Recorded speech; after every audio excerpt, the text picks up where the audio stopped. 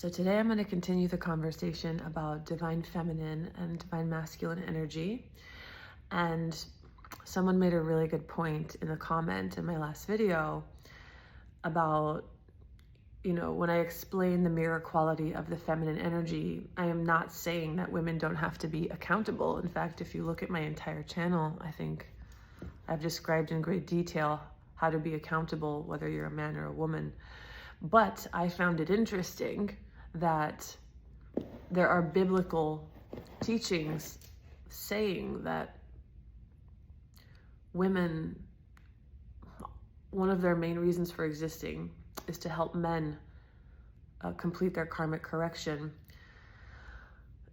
I've heard it, like in some places it says like women have finished their karmic correction. In other places it says that women can finish their karmic correction without men because they're naturally self-reflective. Like a woman is very reflective. And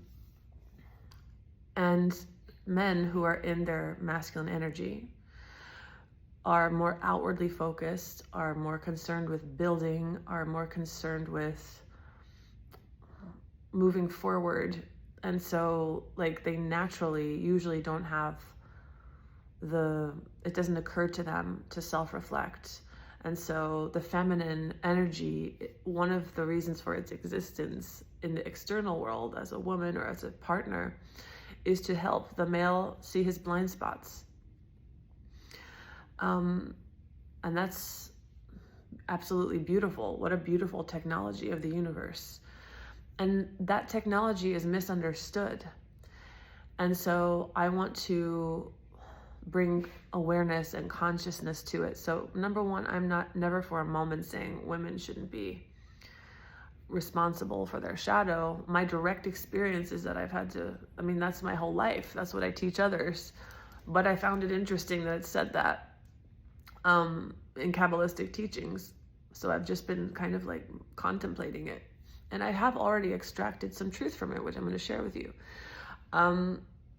So feminine energy, as I've already explained, has been culturally watered down. It's been watered down to mean that you're always soft and we're in the divine feminine, like this. The divine feminine is some soft, like nurturing energy, which that's certainly part of it. As my dog comes to give me a hug, that's certainly part of it. That's such a beautiful, important part of it.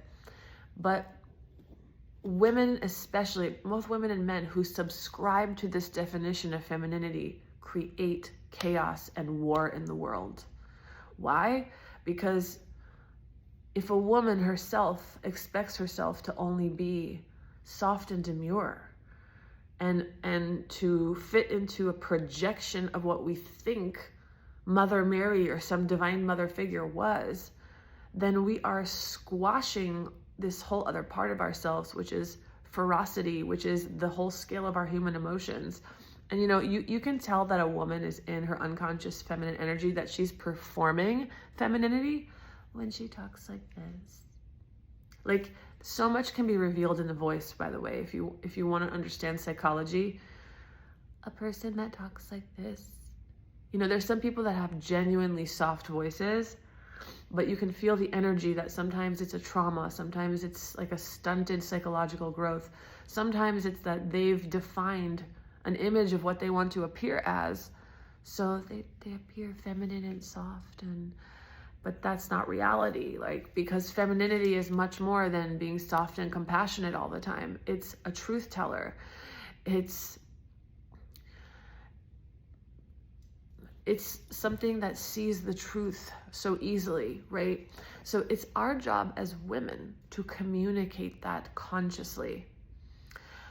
So I'm going to explain how this has played out in my life. And before I go there, men who subscribe to that definition of femininity are looking for mothers, and it's a rude awakening for them when they think they've found some soft, demure woman, and turns out she has much more to her than that.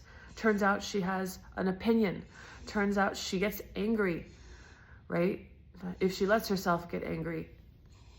So I just see like this suppressed feminine that's so harmful. Suppressing your true femininity can make you sick. Same thing for a man.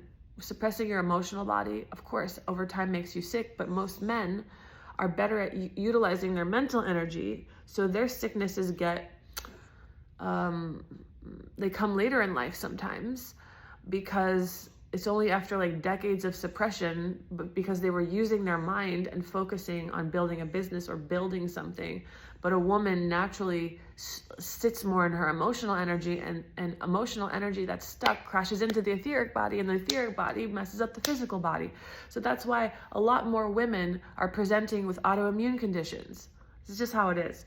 So yeah, we can't buy into this like bullshit idea of femininity. And for the woman to become conscious, she has to own everything about herself. I own my extreme sensitivity. I own my compassionate mother. I own my ferocity. I own my anger. I don't make anything about myself a problem, right? And if it's coming from somewhere unconscious, my soul is activated. The flame is on, that I am determined to transform it. And I'll explain to you how that's played out for me.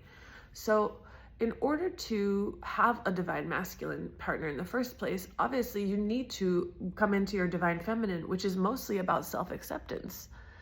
It's about self-acceptance, and it's about acknowledging your truth. In my life, I have chosen partners that I knew were not right for me, but my fear about, being a certain age, or time passing, or never finding someone that like loved me for who I am, or all these different reasons, I would grasp out of fear to things that I knew were not right for me. That's my work. My work as a feminine energy that can feel the truth and can feel people's intentions. I have to decide that I'm worthy of what I actually want. I have to decide to stop being a masochist. Right? That's been a big part of my journey, is the seductive nature of masochism, which I'll get into in another video. But so if I had been more conscious, which I couldn't have been, right? We can change the past energetically, but I was where I was. And what I learned was, I know what's in front of me. I can feel it. I can feel a person's consciousness. I can feel a man's consciousness. I can feel if they have the same values as me, because some people say they have the same values as you. Some people say like they're all about family and creating. This is my values. I am a traditional person. Marriage to me is not about like a paper. It's about it's a spiritual experience and a commitment to someone. And children and family, that's very important to me. So people who say that, but then I can tell in their energy, they're always seeking validation in the outside, whether or not they're cheaters. Maybe they seek female attention. They seek pity from women. It's up to me to say, look, I see this clearly, and this is not for me. This is not for me. So my work as a very highly sensitized mirror is to actually follow my own advice. And that can be the hardest thing, because we have to overcome our fears. Like, you're not in your divine feminine energy if you're choosing something that you goddamn well know doesn't work for you. How is that divine? You're succumbing to fear. You're succumbing to your fear.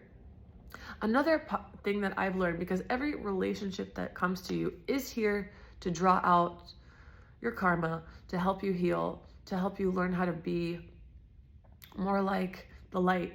Something that I've had to learn is that when I feel something off about something, instead of honoring my knowing and making decisions that are appropriate for me, I try to stay in the situation and I focus on the person's potential, but ignoring that what they're doing and who they're being is still really not right for me. So I end up exploding at them. And so what's the healing for me? The healing for me is to just acknowledge my feelings that are telling me this is not the right partner for you. Usually those feelings don't go away, by the way.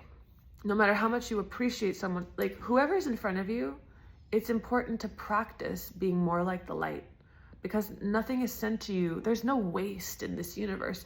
Nothing is sent to you for no reason. So how for me, being more like the light means, yes, learning to be softer in my words, learning not to give unsolicited advice, because even though I have like an endless treasure trove of wisdom to give, like I've learned not to give unsolicited advice. I've learned to be sensitive to the vessel that I'm interacting with and what they can receive and what they can't receive. And just to honor that. And so the hardest part for me was having the ability to let go. So that's what the light was trying to teach me. You don't need to hold on to this. It's not your job. Even though you have this incredible wisdom and sensitivity, like there is a partner for you that will just absolutely love that. So, unconscious feminine energy nitpicks, as I explained in my last video. If you haven't healed your daddy issues, right? If you're mad at your father for what he did to you, what he didn't give you, then the mirror of your partner is going to be like maybe a reminder for you of that. So when a man maybe doesn't like give you something you think he should give you, well, you might project your father issue onto him and get really angry at him. And so it's like, it's up to you to like realize that that's what's going on, right? How do you realize what's going on? How do you become aware? You just want to. You want to. That's it. That's like the key. You want to live from your heart and soul. So I noticed that in my life, like, okay, like I had expectations that I was projecting of things that I was angry about from my childhood. Okay, but interestingly enough though, and let's get back to the mirror quality of the divine feminine, even after I integrated all these reactive behaviors, my knowing was still there. So in my life, like this has been like one of my most rigorous curriculums. I've had people who on the outside do all the right things, say all the right things, but I feel something completely off. In hindsight, or the truth always comes out. Okay? They tell me all the right things. They tell me I want what you want. They tell me that, but I can feel that they don't, or I can feel that they're not ready for it. So again, like the hardest thing I've had to do was honor my gnosis. So as a feminine energy that can so clearly feel the consciousness of the male energy, it's up to you. Your level of consciousness is what you do with that information.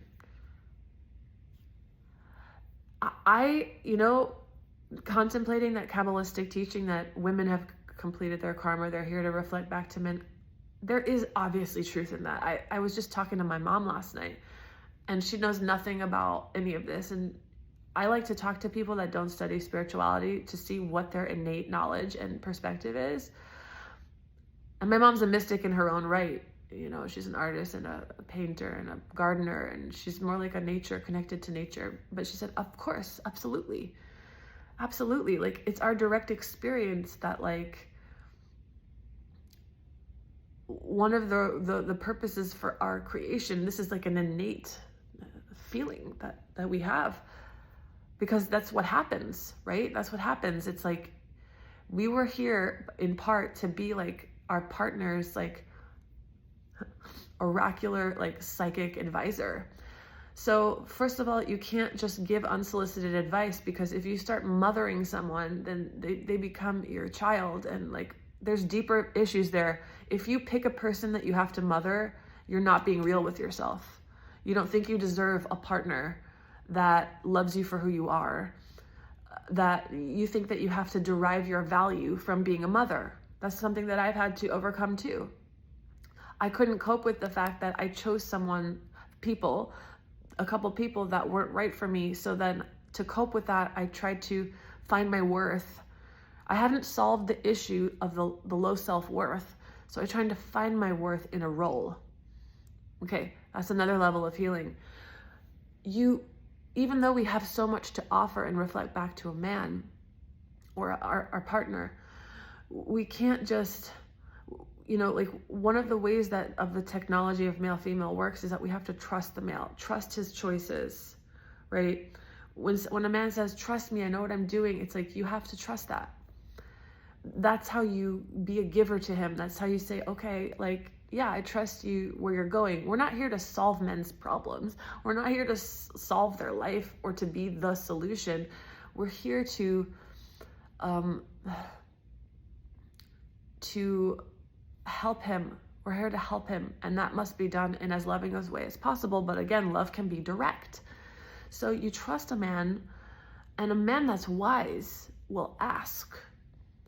A man that's wise will ask the woman for her insight, and they'll have that team-like quality. But in order for you to find a person like that in the first place, you've got to get very real with yourself. So I could talk all day long about how, yes, like, if you are right now in a situation that doesn't reflect your deepest truth, you're in a relationship that doesn't reflect what you truly desire,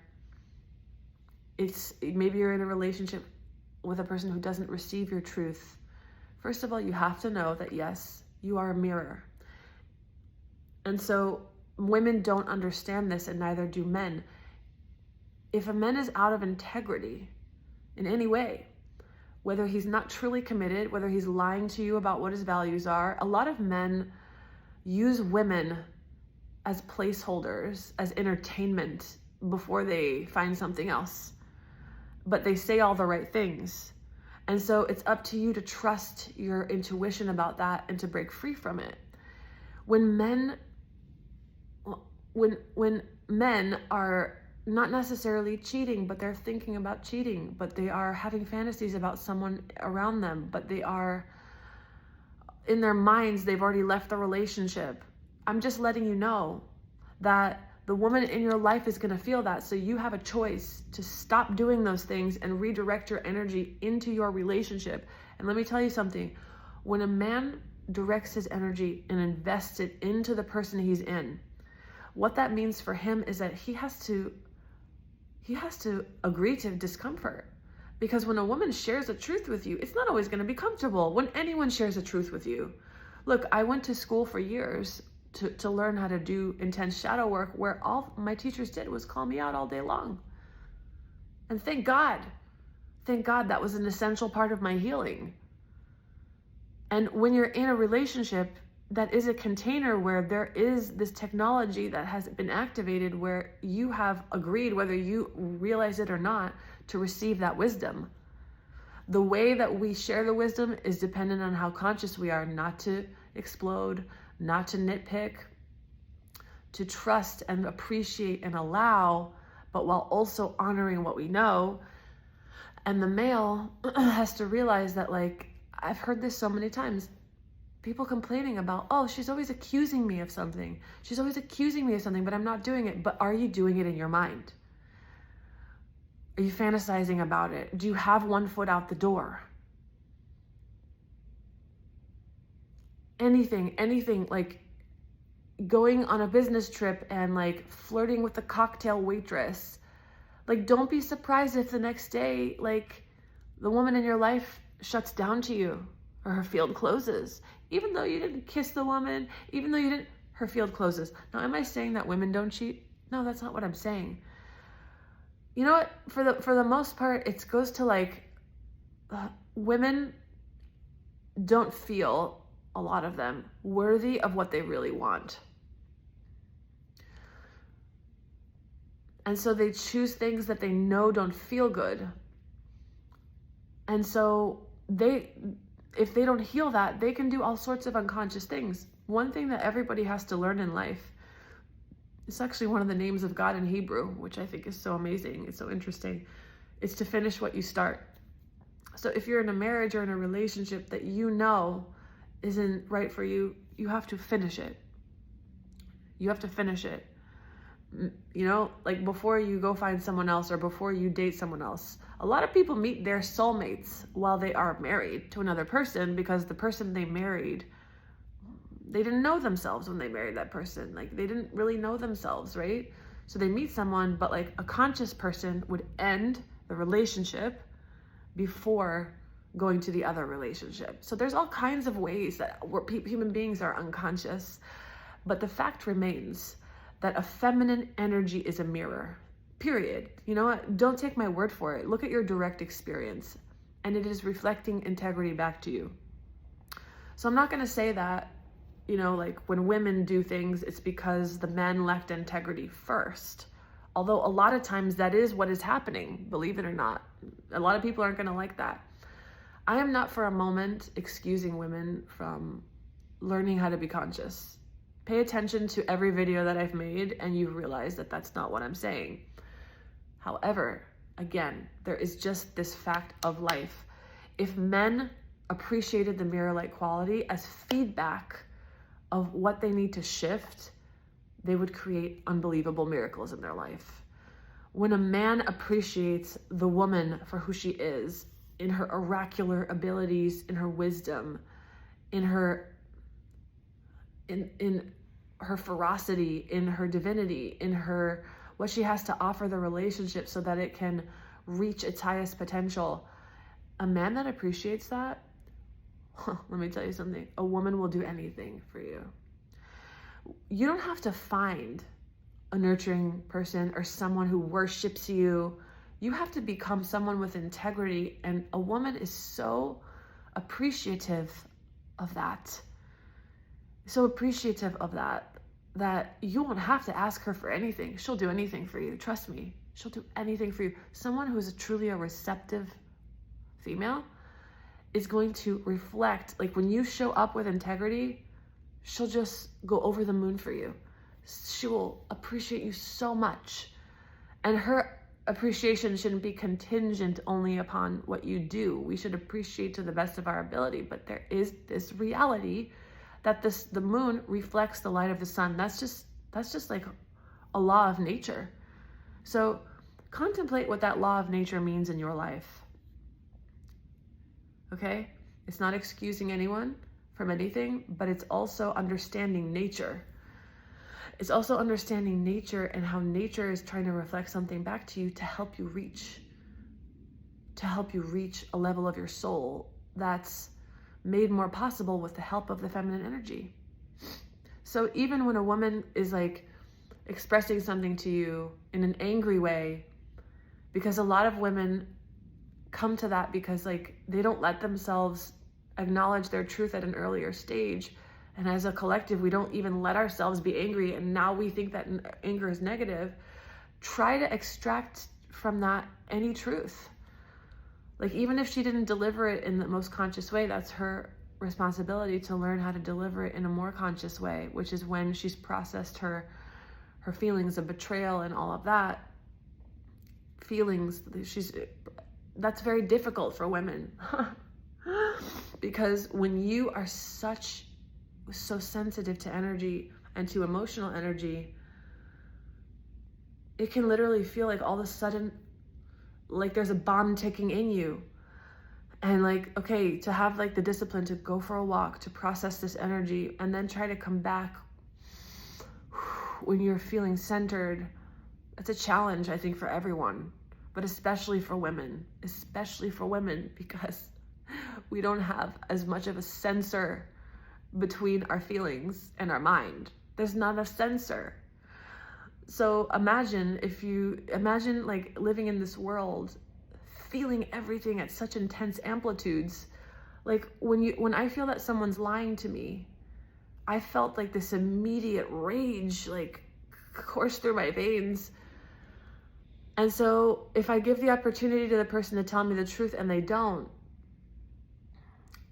it's not up to me to like blast them into truth telling. It's up to me to say, you know what? Why am I choosing someone who lies to me? That's on me. So at the end of the day, we're all responsible for our own karma.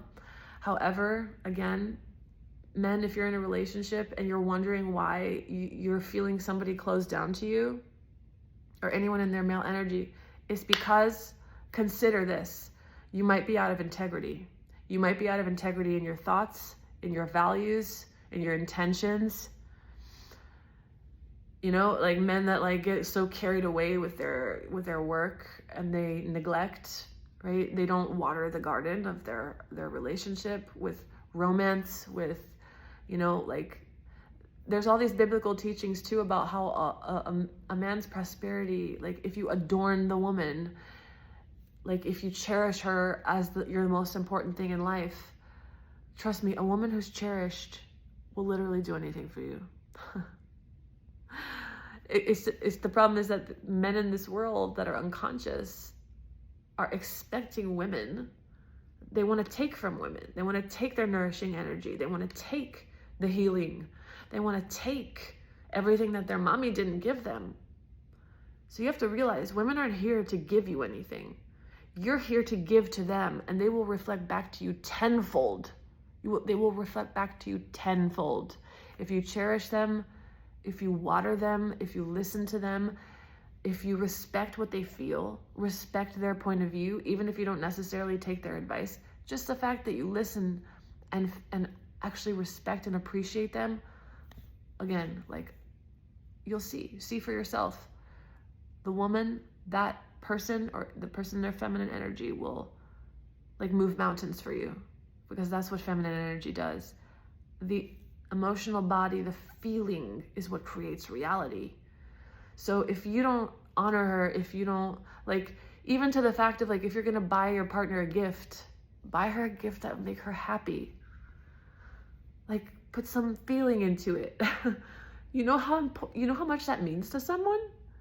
That's the technology of the reflection. You get reflected back how much you care, period. So I hope this is illuminating. I'm going to keep unpacking male and female energy. This is my favorite subject. I hope this was helpful, and I hope you have a beautiful day.